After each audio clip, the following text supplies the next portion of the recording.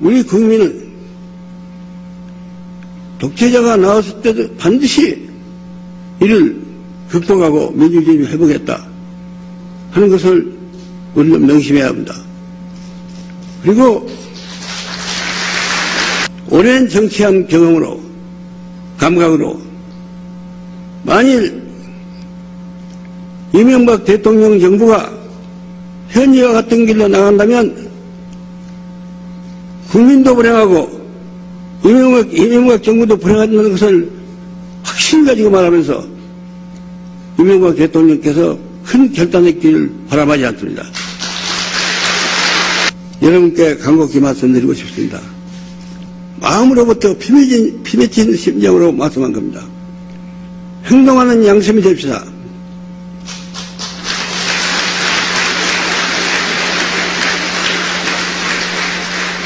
행동하지 않는 양심은 악의표입니다, 여러분.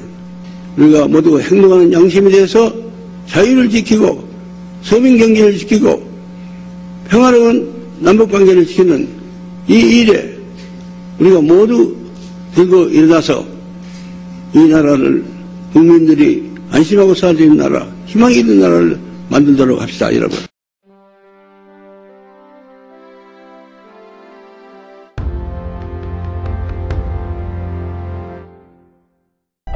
한국 현실에서 평화는 돈입니다. 군 통수권자인 이명박 대통령이 전쟁 기념관에서 담화를 발표한 다음 날 금융시장에서 29조 원이 허공으로 증발했습니다. 지난 10년 햇볕 정책을 통해서 민주정부가 북한에 공식으로 지원한 쌀과 비료 등 총액이 2조 원입니다.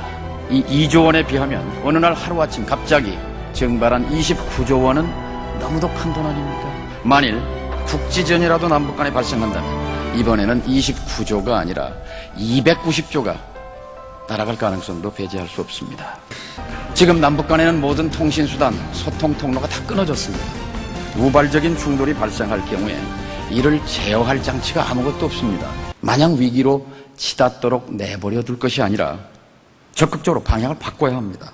평양에서 초청장을 받은 이희호 여사의 방북을 허용할 경우에 남북 대화 분위기 조성에 도움이 될 것입니다. 만일 이 정부가 6.15를 지키고 발전시켰더라면 저는 확신합니다. 천안함 같은 비극은 없었다고 생각합니다. 민주당은 정부의 정책을 전쟁의 방향이 아닌 평화의 방향으로 틀어가는데 적극적으로 협력을 아끼지 않을 겁니다. 지금은 전쟁을 얘기할 때가 아니라 평화를 얘기할 때입니다. 6.15 정신으로 돌아갑시다. 이 길만이 현재 한반도를 둘러싸고 있는 위기 상황을 탈출할 수 있는 유일한 출구라고 저는 확신합니다.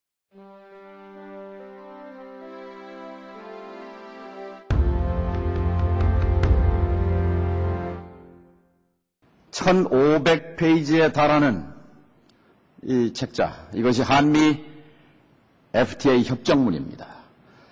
이것이 앞으로 대대손손 우리 후손들의 삶을 규정할 사실상의 경제헌법입니다. 이 1500페이지짜리 이 협정문이 미국에서는 아무것도 아닌데, 미국에서는 법이 아닙니다. 그런데 한국에서는 이걸 국회가 처리하면 법이 됩니다. 강력한 법이 됩니다. 국내법을 누를 수 있는 법이 됩니다. 왜 대한민국 대통령은 우리의 주권을 지키지 못하는 겁니까? 우리 야당과 시민들은 힘을 합쳐서 이 독소조항, 독소 중에 독소 반드시 걷어내고 경제 주권을 지키기 위해서 FTA 절대 강행 처리하면 안 된다.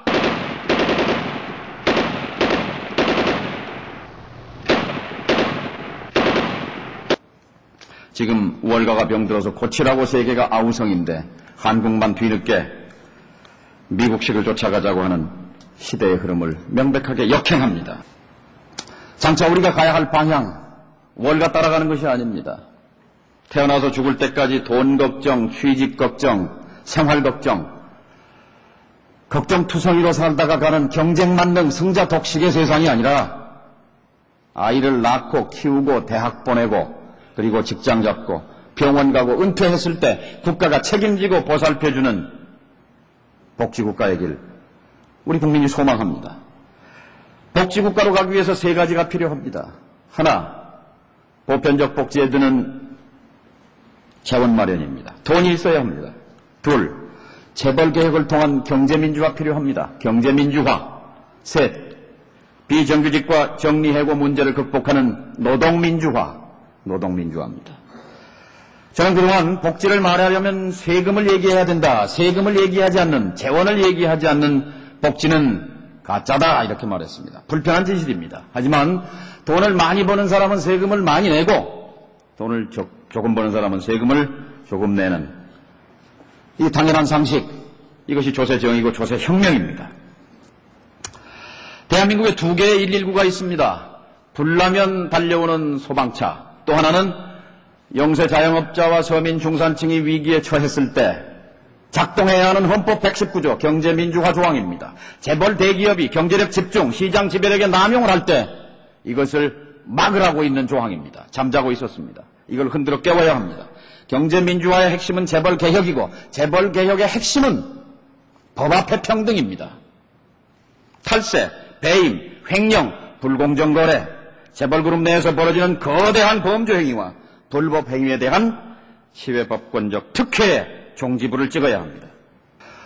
복지국가의 핵심 축은 또 하나, 노동민주화입니다. 이 정권 들어 노동 3권 탄압, 노조 파괴, 용역 깡패들을 내세운 인권유린, 폭력 침탈, 너무 가혹합니다. 정부는 노동자들이 노조를 만들고 교섭을 하고 단체 행동을 할 수 있도록 완전하게 보장해야 합니다. 그리고 대기업들은 정규직 고용을 줄이고 비정규직을 늘리고 사내하청을 늘리는 이런 반사회적인 행태를 즉각 중단해야 합니다. 그리고 동일노동, 동일임금, 비정규직에 대한 차별은 전면적으로 철폐돼야 합니다.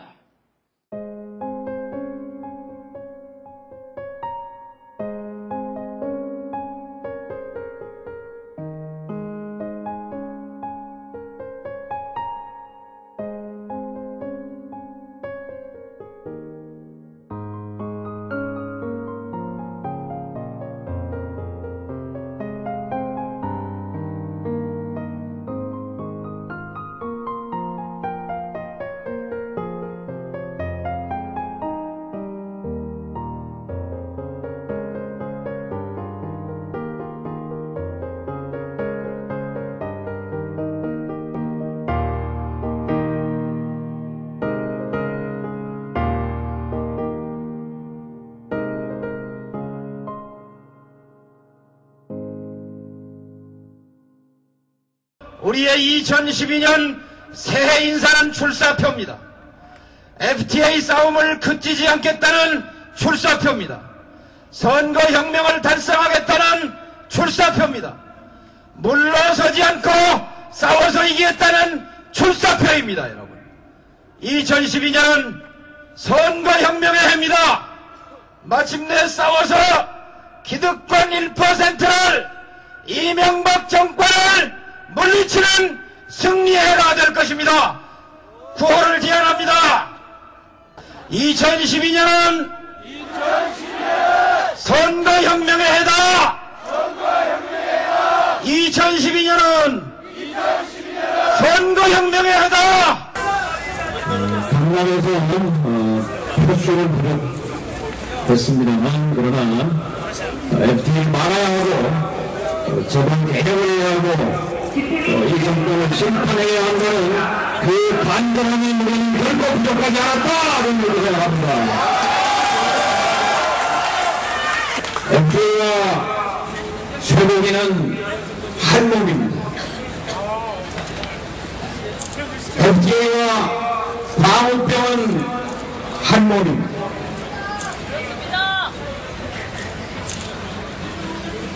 FTA IS를 통해서 미친 소처럼 사법주권을 파괴할 것이고, 레칫 역진 방지 조항을 통해서 9호선 민영화를 공공철도로 되돌릴 수 없는 공공정책 주권을 미친 소처럼 파괴하는 것이 FTA요. 또 네거티브 리스트를 통해서 10년, 20년, 30년 뒤 어떠한 금융상품도 비교할 수 없는 미친 소처럼 된 이 FTA가 한국의 금융 시스템을 파괴할 것이기 때문에 우리는 반드시 다시 일어서서 FTA 전면 재협상의 길로 가기 위해 오늘 이 자리에 모인 것 아닙니까, 여러분? 같이 갑시다. 너와 나를 가르지 말고